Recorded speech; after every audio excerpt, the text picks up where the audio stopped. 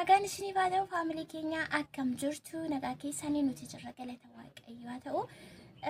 Kalisa viidiyoo jechuun natti mijaanni sababni isaa utaalonni qabii mataan na dhukkubii sagaleen na dadhabe ammallee sagaleen sirrii miti ejjina boosii fuulina bobbokokee mataan na dhukkuba funyaan qabeessi amaronaan jedhaati gara viidiyoo irratti yeroo darbinu warri isinitti dheeressu gaaffii nagaa gaafattan jira jechuudha. Dhimma hojii jalqabu yookaan immoo dhimma suuqirraa wal qabatee gaaffii nagaa gaafattanii tokko jira isa isinii deebisuudhaaf akkasumallee obboleettiin tokko birrii 800 qabaa jettee koomentii irratti jechuudha. Isinillee seentanii dubbisuu dandeessu. Birrii viidiyoon ani gaddaa suuqii kana bal'isaan jira. Dura qixxa lamaa sacitee fuuldurumaan xiqqooma wayii jalqabee ture ammoo adeemsa keessa babal'isaan jira jedhee viidiyoo hojjedhe jalatti isheen immoo maal jette birrii 800 qaba galee hojii akkam hojjechuu hin danda'a jettee na gaafattee turte jechuudha. Isa kanallee nan deebisa gara sanatti utuu hin darbin dursa duran ofii koorraa isinii deebisa.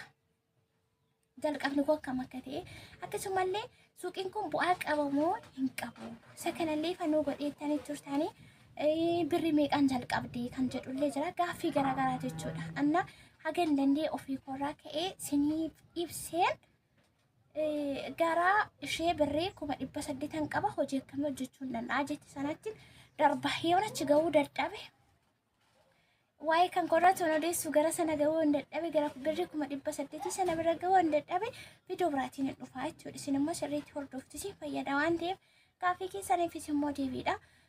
እና sagaleen immoo gaggalaadha nagaamati hin beeku jalqaba korraa yeroo isinii ka'u hojjechaan ture viidiyoo jechuudha. Baay'ee isaa yeroo jalqaba yeroon dhufu akkam akka ta'e mana kiraayii qabamoo akka midhaasa jedhu isinitti himeen ture.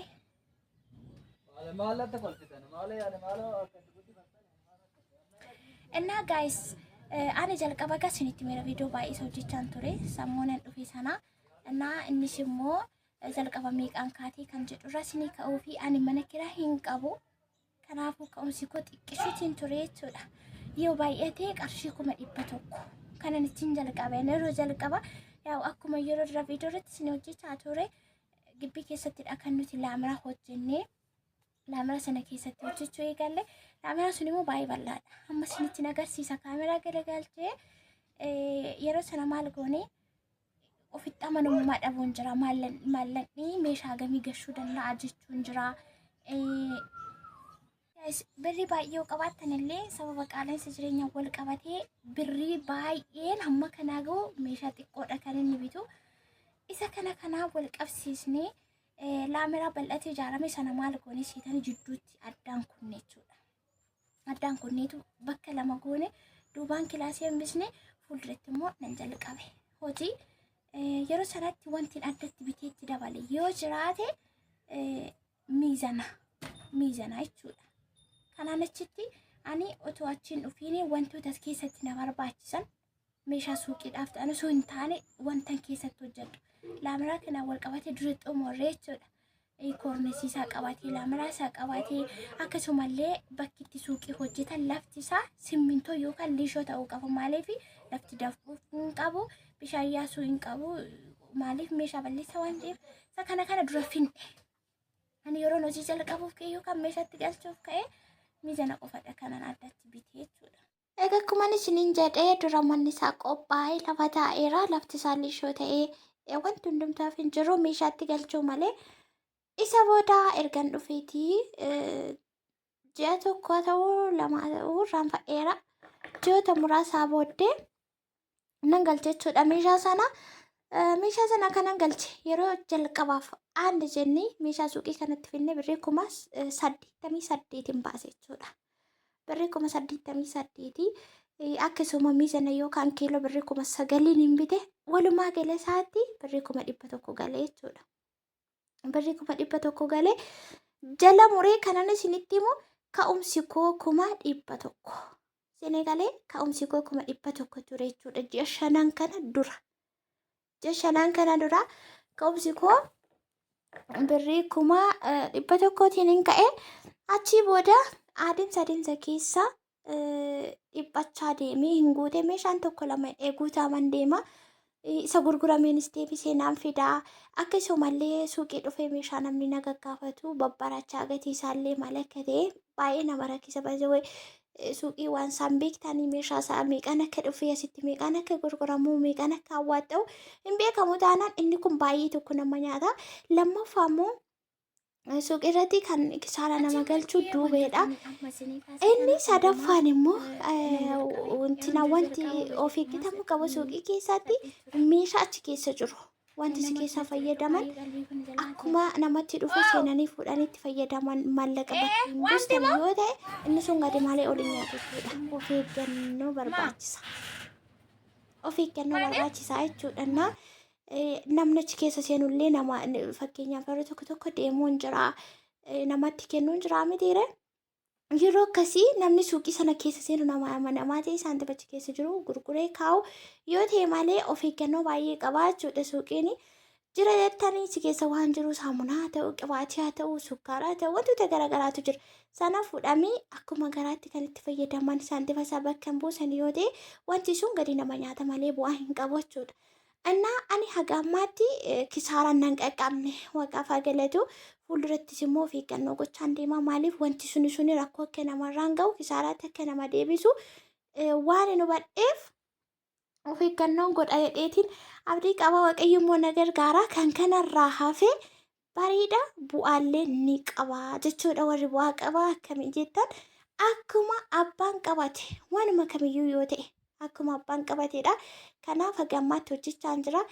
Ammas immoo isuma dura ka'eerraatiiti kan jajjabina mooraalii naa ta'e fuuldurattis immoo bal'isee akkan hojjedhu meeshaalee akkan itti dabalee guutuu qabu ka'umsa yookaan kaka'umsa kan naa ta'e isuma duraa sanaa jechuudha. Inni galeera miti. Kanaafuu suuqiin bu'aa qabamoo akkamidhaa waciinsaa gabiinsaa galiinsaa kan jedhamu harkuma keessan irra jira. Akka gabii qabu kan gochuu danda'us isinumaa. Akka kisaaraatti galamuus kan nama taasisu wantootuma nama isinii kaase kana jechuudha. Waan akka duubee kennuu, waan akka nama zim jedhanii gara suuqiitti galchuu, akkasumallee wantoota achi keessa jiran zim jedhanii fuudhanii nyaachuu dhuguutti fayyadamuun kun isaan kun kisaaraaf nama saaxilu jechuudha. Innaa kanarraa of eeggannoo gootan taanaan baay'ee bareeda. Keessattuu manni kan keessan ta'e taanaan kiraayii manaa hin qabdanii bareeda. Namma warra kiraayii mana hin qabne irraatiin himaa jira. Ofii koos immoo manni kan kooti kiraayii hin qabu waan ta'eef kanarraan isin hima. Warri immoo suuqii kiraa fuutanii itti hojjechuu barbaadaniif viidiyoo biraatiin isinii dhufa. Wal keessa isin jalaatii akka hin banneef jechuudha. Kanaafuu wanti nama sodaachisu tokkollee hin jiru. Isin immoo namni tokko hojii tokkotti gaafa galu karoorfatee itti yaadee waan sun adda baasee namiidha na fayyada ogummaa sanaan qaba wanta kana hojjechuun danda'a fuulduratti oofuu hin danda'a jedhee of amansiisetudha kan itti galuu qabu jechuudha. Jalqabuma isaayyuunaa maallaqa akkuma meeqa qabaattee birrii hammam yoo qabaatte baay'ina birrii yoo qabaatte kam wanti nama cinqu hin jiru. Waan xiqqoorraa ka'anii namni kamuu kan kaapitaala guddaa irra gahu xiqqoomarraa ka'eetu isin galeera miti. Kanaafuu as kanatti waa'ee birrii 800 sanatti illee ganaan darba malee birrii 800 qabde taanaani ati soorettiidhaan jedhan akka kootti. Ani birrii gahaa hamma kanaaf harkaa qabaadhee miti kanan jalqabe jechuudha. Amma akka isiniin jedha. Achiin booda adeemsa sana keessa duraa suuqii sana lamatti kunnee turree fillafiitii masaarratti hojjechaa turree isiniin jedheera. Amma adeemsa keessaa meeshaan isin guutee itti dabaluudhaafis karoorri ni dhufa. Haaluma jiru irra laallee amma diigamee jechuudha. Suuqii sana diigneetu akkuma argitan kana bal'isnee jirra. Haala kana baay'ee guddaadha. Yaa kaameraamaaniin koogas mara miti asteerti waraabaa jira. Amma baay'ee bal'atee jira. Bal'isnee isa jidduutti cisana jidduutti baasnee kunuutii ijoolleen kun na gargaaraa jiru meeshaa gara kanaatti deebisuudhaafi. Yeroo bal'atu immoo suuqiin meeshaa baay'ee barbaada jechuudha. Meeshaa baay'ee barbaada. Garuu suuqii kana keessa wanti dhibame hin jiru. Wanti dhibame hin jiru. Maallaqa gurguddaallee qabateera. Maaliif amma meeshaan bitamu xiqqaateetu birriin baay'atame jira. Akkuma isin beektan qaala'insa sanaan wal qabate dubbichi. Innaa kanas ta'u sana birri guddaa qabatu meeshaan as keessatti argamu wanti dhibe hin jiru. Wanti irratti hin jiru. Wanti hundumtuu hin argama jechuudha suuqii kana keessatti. Kanas immoo ta'u ammasitti yaadee maal galchuun qaba, maal dabaluun qaba. Akkasumallee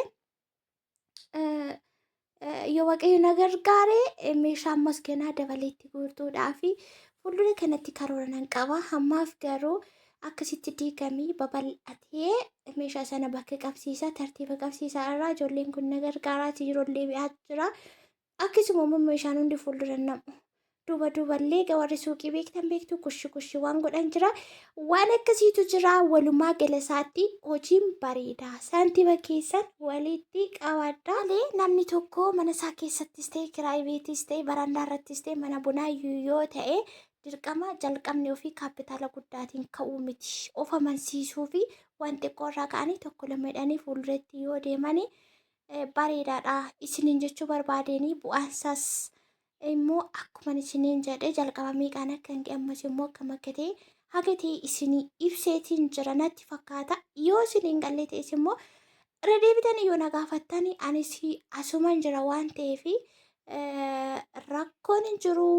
Isiniin jechuu barbaadanii aga dandeessan maallaqa keessanii walitti qabadha.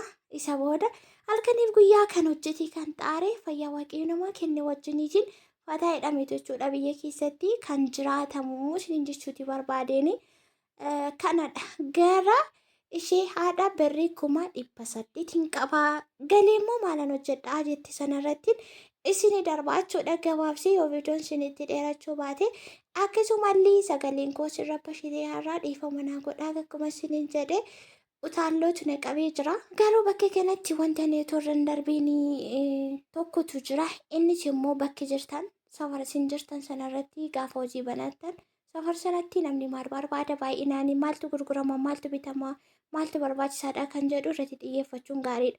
Fakkeenyaaf safara tokko irratti duqeetii barbaadoo ta'e sukkaara galchitan buna barbaadu yoo ta'e kasala galchitan hin bitamu waan akkasii jechuudha. Bilaasha qabatee taa'a malee namaan bitamu safarri murteessaadha. Safara sanatti maaltu gurguramaa suuqii akkanaa keessatti maaltu barbaachisaa uummanni naannoo sanaa maal bituu irratti baay'ataa kan jedhullee adda baasuun baay'ee barbaachisaadha. Naanni kunis immoo murteessaadha. Haati birrii 1800 qabdu suni birriin kee bareeda baay'eedha akka kootti jechuudhaani yeroon hojii kana jalqabe yeroon jalqabu miti yeroo man karoorseeyyuu karoora hojii akkasiin qaba gaafan jedhu ala taa'een jechuudha. Ala taa'ee wal mari'anneetu kan suuqiin illee gibbii keessatti haa ta'u akkasaa ta'u jennee walii gallee nuti yeromaan karoora kanaa qabuyyuu birrii 1800 qabu achi taa'eeyyuu jechuudha. Yeroon hojii kana jalqabe miti. Yeroon jalqabes immoo gumateen of harkaa qaba. Isheen qabuyyuu of harkaan fidnee 100 ka'umsi koo isiniin jedhee siin jira. Inni ammas immoo 100 kaatee har'ammoo meeqarra geessee jettanii akkasiin nagaan gaafanne abdiin qaba. Maaliif meeshaan ganaa gurguramu jira kan birrii qabate jira garuu suuqii keessa hodhumeen ittiin meeshaa fidu hin dhabu hin gurgurama hinuma deema baqa hojiidha mitiire akkastu jira jechuudha.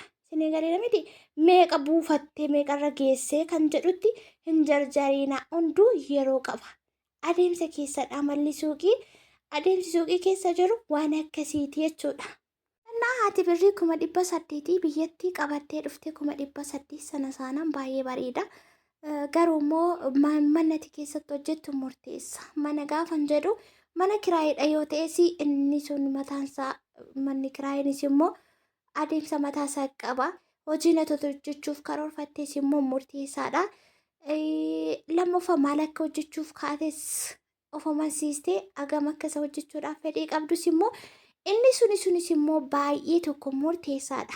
Hundumaafuu kan birrii 1800 qabdu sana ammas akkuma jalqabaa isiniin jedhe viidiyoo biraatiin deebi'ee sirriitti isiniif han deebisa gambeekuu faganaa galee ammaaf kana fakkaata. Viidiyoo biraa nagaan dhufuutti nagaataa laayik